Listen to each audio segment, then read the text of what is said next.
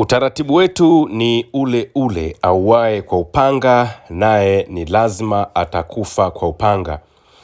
Tarehe 25 mwezi wa 4 mwaka 2026 ilikuwa ni siku ambayo historia tena ilitaka kuandikwa baada ya tukio ambalo limetokea linalomhusu rais wa Marekani bwana Donald Trump, ambaye amenusurika kuuawa kwa kupigwa risasi. Lakini kwa bahati nzuri ni kwamba Donald Trump hakupata madhara baada ya tukio la kiusalama ambalo lilitokea katika chakula cha jioni kati ya rais mwenyewe pamoja na waandishi wa habari.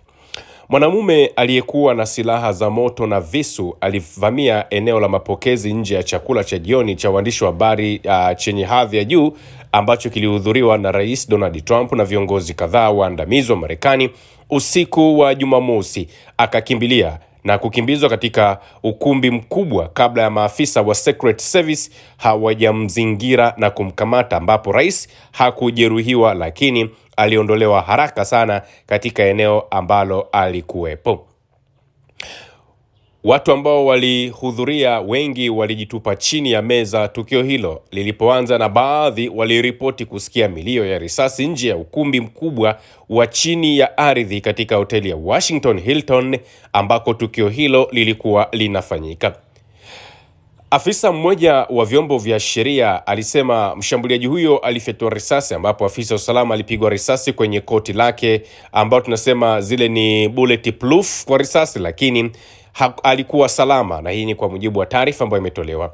Mtumiwa wa shambulio hilo ambaye Trump alimweleza kama mtu mgonjwa alitambuliwa kama Cole Thomas Allen mwenye umri wa miaka 31 kutoka Torrance, California, na kwa mujibu wa taarifa ambazo zimetolewa na maafisa wanasema mtu huyo alikuwa amelenga kumshambulia rais wa Marekani bwana Donald Trump. Trump alichapisha akasema, unapokuwa na ushawishi mkubwa wanakulenga, usipokuwa na ushawishi wanakuacha. Rais Donald Trump alisema akiwa salama na bado amevaa zile nguo zake ambazo nyingine ni zile za kiulinzi zaidi. Aliongea katika ikulu ya Marekani masaa mawili baada ya tukio hilo, ambapo anasema inaonekana wanaamini mtu huyo alikuwa peke yake. Akizungumza kutoka katika ikulu, bwana Donald Trump amelielezea tukio la shambulizi la risasi la Jumamosi katika chakula cha jioni na waandishi wa habari ambacho kilifanyika katika mji mkuu wa taifa. Hakukuwa na dalili za haraka kwamba kulikuwa na watu wengine waliohusika, na meya wa Washington Muriel Bowser anasema hana sababu yoyote ya kuamini kuna mtu mwingine ambaye alishiriki. Video ambayo ilichapishwa na Trump ilimuonesha mtuhumiwa akikimbia kupitia vizuizi vya usalama huku maafisa wa Secret Service wakimkimbilia. Hakuna dalili ya uwepo wa hatari yoyote kwa umma wakati huu, alizungumza Bowser ambaye ni meya katika mkutano mwingine na waandishi wa habari. Maafisa wote waliolindwa na Secret Service walihamishwa. Waliohudhuria katika chakula hicho cha jioni na waandishi wa habari alikuwemo rais wa Marekani mwenyewe Donald Trump, makamu wa rais JD Vance, waziri wa ulinzi Peter Hegseth na waziri wa mambo ya nje Marco Rubio, pamoja na viongozi wengine wengi wa utawala wa Trump katika usiku ambao taifa hilo liko vitani na Iran. Trump baadaye kachapisha video kwenye mitandao ya kijamii kimuonesha mtu ambaye anadhaniwa kuwa mtuhumiwa akikimbia kupitia ulinzi nje ya ukumbi huo wa sherehe. Hii inakuwa ni mara ya tatu tangu 2024 ambapo rais huyo alikuwa ametishiwa na mshambuliaji katika eneo lake la karibu, ikiwemo jaribio la kumuua kule Butray, Pennsylvania, ambalo lilimjeruhi na kumuua moja ya wasaidizi wake. Leo tunahitaji viwango vya usalama ambavyo huenda havijawahi kuonekana hapo awali, alisema rais. Hata hivyo, alidokeza, hatutaruhusu mtu yoyote kuiteka jamii yetu. Mwanasheria mkuu Kaim Atodi Branch alisema mashtaka yanayohusiana na shambulio la Jumamosi yatafunguliwa hivi karibuni, na kwamba aina ya mashtaka itakuwa dhahiri kutokana na kilichotokea, akisisitiza kuwa uchunguzi unaendelea na ndio umeanza. Mkurugenzi wa FBI Kash Patel aliyesimama karibu na Trump alisema taasisi hiyo inachunguza bunduki ndefu na maganda ya risasi yaliyopatikana eneo la tukio, pamoja na kuwahoji mashuhuda wa hafla hiyo, akiwahimiza yeyote mwenye taarifa kujitokeza. Wahudhuriaji wa chakula cha jioni walikuwa wanakula vyakula vya aina mbalimbali ikiwemo salad pamoja na njegere, ambapo wakati kelele zilipoanza Trump alisema awali alidhani ni trei limeanguka, lakini baadhi ya waandishi wa habari waliamini ni milio ya risasi, na ilikuwa ni milio ambayo ilisikika kati ya 5 hadi 8. Secret Service na mamlaka nyingine waliingia kwa wingi ukumbini, huku mamia ya watu wakijificha chini ya meza. Mlio wa mshangao ulisikika kote ukumbini. Wahudhuriaji walipotambua kinachoendelea, mamia ya waandishi wa habari mara moja walichukua simu zao kuanza kuripoti tukio hilo. Njia bwana, mtu alipaza sauti akiomba njia. Wengine walipiga kelele wakitaka watu wajifiche. Kutoka kona moja, kauli mbiu ya God Bless America ilianza wakati rais akiondolewa jukwani. Alianguka kwa muda mfupi. Donald Trump inaonekana alijikwaa na kusaidiwa kuinuka na maafisa wa Secret Service. Nje ya hotel, wanajeshi wa National Guard na mamlaka nyingine walijaa eneo hilo, huku helikopta zikizunguka juu. Baada ya jaribio la awali na la kuendelea, hafla hiyo ilisimamishwa kwa usiku huo na itaandaliwa tena usiku mwingine. Anasema tutaifanya tena, walisema Wei Jiang, rais wa chama cha waandishi wa habari wa Ikulu. Muda mfupi baadaye, wafanyakazi walianza kuondoa vifaa vya mezani na eneo ambalo rais wa Marekani alikuwa amewekewa kwa ajili ya kuhutubia, kwa maana ya zile podium ambazo alikuwa rais Donald Trump anatakiwa kuziongelea. Spika wa baraza la wawakilishi Mike Jones anasema yeye pamoja na mke wake Kerry waliohudhuria hafla hiyo usiku walikuwa wanaomba kwa ajili ya taifa la Marekani. Kiongozi wa wanademokrasia katika baraza hilo, mwakilishi Hakeem Jeffries wa New York, alisema vurugu na machafuko nchini Marekani ni lazima vikome kutokana na kinachoendelea. Ukumbi wa sherehe ambapo mamia ya waandishi mashuhuri, watu maarufu na viongozi wa kitaifa na kimataifa huwa wanasubiri hotuba za Donald Trump, baadaye uligeuka kuwa ukumbi wa damu baada ya watu kuhofia kwamba pengine wanaweza kukatishwa maisha. Wanajeshi wa National Guard walichukua nafasi ndani ya jengo, huku watu wakiruhusiwa kutoka, lakini si kurudi mara moja. Ulinzi wa nje pia ulikuwa ni mkali vibaya mno.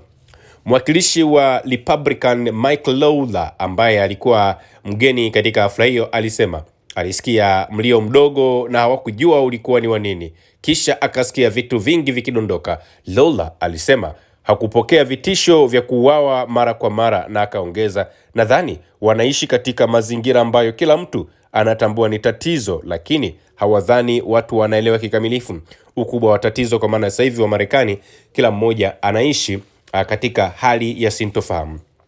Mapema ilionekana tukio lingeendelea baada ya vurugu, lakini wahudumu walikunja tena vile vitambaa na kujaza maji kwenye glass wakijiandaa kurejea kwa Trump. Mfanyakazi mwingine aliandaa ile teleprompter ya rais kwa ajili ya kutoa hotuba, lakini baadaye vilishindikana. Kwa kawaida hoteli ya Hilton ambako chakula hicho cha jioni hufanyika kwa miaka mingi hubaki wazi kwa wageni wa kawaida wakati wa hafla hiyo, na ulinzi huwa umeelekezwa zaidi kwenye ukumbi kuliko hoteli nzima, huku uchunguzi ukiwa mdogo kwa watu wasiokuwa wanaingia kwenye hafla yenyewe. Katika miaka iliyopita, hali hiyo imeacha mianya na usumbufu katika eneo la mapokezi na sehemu nyingine za umma, ikiwemo maandamano, ambapo ulinzi ulioondoa wageni waliokuwa wakionyesha mabango na kufanya maandamano katika eneo hilo. Mnamo mwaka 1981, Rais Ronald Reagan alipigwa risasi na John Hinckley Jr. nje ya ukumbi wa Hilton, tukio ambalo lilisababisha mabadiliko ya miundo ya jengo hilo ili kuongeza usalama na kuongeza chumba maalum cha rais karibu na lango la kuingilia ambapo viongozi wakuu wanaweza kupelekwa. Trump alipelekwa huko kwa muda mfupi baada ya tukio hilo la Jumamosi usiku. Hafla ingeangazia uhusiano wa Trump pamoja na vyombo vya habari. Kuhudhuria kwa Trump katika chakula hicho cha jioni cha kila mwaka huko Washington kwa mara ya kwanza, Donald Trump akiwa rais, kunaweka wazi hadharani uhusiano wa utawala wake ambao mara nyingi umekuwa na mvutano na taarifa au na mvutano na vyombo vya habari. Trump aliwasili kwenye hafla ambapo viongozi wa taifa lililo vitani walichanganyika na watu maarufu, waandishi wa habari na hata watu ambao wanamkosoa Donald Trump, ikiwemo Triumph the Insert Comic Dog katika chakula cha jioni ambacho kwa kawaida huibua mjadala kuhusu iwapo uhusiano kati ya waandishi wa habari na vyanzo vyao unapaswa kujumuisha kushirikiana kijamii na kuweka pembeni mahusiano yenye mvutano. Trump alifuatiliwa kwa karibu katika hafla hiyo iliyoandaliwa na shirika la waandishi wa habari wanaomfuatilia yeye na utawala wake. Kwa kifupi, iliandaliwa na machawa wa Rais Donald Trump. Marais waliopita ambao wamehudhuria kwa kawaida huzungumzia umuhimu wa uhuru wa kujieleza, na marekebisho ya kwanza, huku wakiongeza mizaa midogo kuhusu uandishi binafsi. Rais wa Republican hakuhudhuria wakati wa muhula wake wa kwanza wala mwaka wa kwanza wa muhula wake wa pili. Alihudhuria kama mgeni mwaka 2011 akiwa ameketi hadharani wakati Rais Barack Obama wa chama cha Democrat alipotoa mzaha kuhusu mfanyabiashara mali isiyohamishika wa New York. Trump pia alihudhuria kama raia mwaka 2015. Trump aliingia katika ukumbi wa Washington Hilton huku wimbo wa Hail to the Chief ukipigwa na kuwasalimu waandishi mashuhuri waliokuwa jukwani, pia akisimama kumsifu msemaji wa ikulu Karoline Leavitt kwa ishara ya furaha na kidole chake. Chakula hicho cha jioni katika miaka iliyopita pia kimewahusisha wachekeshaji wanaowakejeli marais. Mwaka huu kundi hilo liliamua kumwalika mtaalam wa mbinu za akili Oz Pearman kama burudani. Kati ya wakosoaji ambao wamekuwa wakikosoa na Donald Trump ni pamoja na New York Times, The Wall Street Journal, Associated Press. Hawa wote sasa hivi wako mahakamani na wenyewe katika namna moja ama nyingine inawezekana pengine wanachukizwa na kile ambacho kinafanywa na rais wa Marekani bwana Donald Trump, lakini ukweli unabaki pale pale. Matukio ya namna hii yanayofanywa dhidi ya rais wa Marekani bwana Donald Trump yanaonesha namna ambavyo watu wamechoka na utawala wa rais wa Marekani bwana Donald Trump, na ndio maana amenusulika kifo hiyo siku ya tarehe 25 mwezi wa 4 mwaka 2026. Risasi kidogo tu Donald Trump amekimbizwa kujificha, wakati wenzake huko wa Iran kila uchao wao wanalala na risasi, wanaamka na risasi, wanashinda na risasi, wanakula na risasi, wanaoga na risasi. Yani zimegeuka kuwa kama jambo la kawaida, lakini yeye tukio dogo tu anakimbizwa huko na kule katika kuhakikisha wananusuru uhai wake. Anyway, nashindwa kuweka video za tukio hilo kutokana na uhatari wa namna ambavyo channel yetu inafuatiliwa, na tunapozungumza ni kwamba channel yetu inapumulia mashine baada ya kuwa tumeshafanywa figisu nyingi sana. That's why mnaona sasa hivi hatuweki hizo videos, tunaomba radhi. Lengo letu ilikuwa ni kuweka video angalau mwe mnaona kinachoendelea, lakini kutokana na yale ambayo yanafanywa na wao wenyewe tunaona ya nini tuweze kuipoteza channel. It's better tukazungumza tu hivi, kikubwa tupokee ujumbe. Usisahau kusubscribe, like na kubonyeza alama ya kengele. Asante.